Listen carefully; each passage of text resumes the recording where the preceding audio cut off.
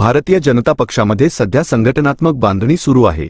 आगामी स्थानिक स्वराज्य संस्थांच्या निवडणुकांच्या पार्श्वभूमीवर पक्षाकडून संघटनात्मक बांधणीवर भर दिला जात आहे। परंतु मंडळ अध्यक्षांपासून ते जिल्हाध्यक्षांपर्यंतच्या निवडीमध्ये नाराजी नाट्य आणि गटबाजी दिसून येत आहे। अहिल्यानगर शहरात शहर जिल्हाध्यक्षपदी अभय आगरकर यांची फेरनियुक्ती झाल्याची बातमी पसरली। त्यांच्या समर्थकांनी अभिनंदनाचे पोस्टरही लावले। मात्र आज सकाळी झालेल्या भाजपच्या बैठकीत आगरकर यांनी आपली नियुक्ती अधिकृत नसल्याचे सांगितले। वरिष्ठांकडून कोणतेही अधिकृत पत्र आलेले नसल्याचे त्यांनी माध्यमांना सांगितले। त्यामुळे आगरकर यांची नियुक्ती झाली की नाही याबाबत संभ्रम निर्माण झाला आहे।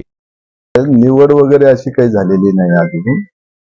अद्यापर्यंत प्रदेशाचं कुठल्याही प्रकारचा निर्णय मला मिळालेला नाही।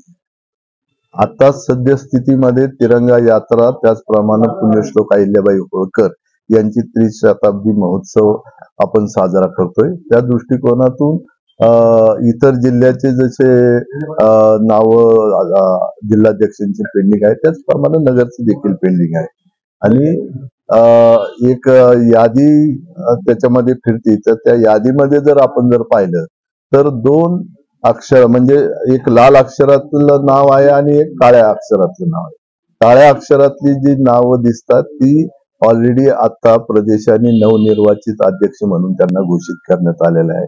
आणि ज्या लाल अक्षरामध्ये जी यादी नावं दिसत आहेत ती नावं जी आहेत ती कंटिन्यू, म्हणजे इन द सेन्स आता ते करंट मध्ये तेच त्यांच्याचकडे चार्ज आहे।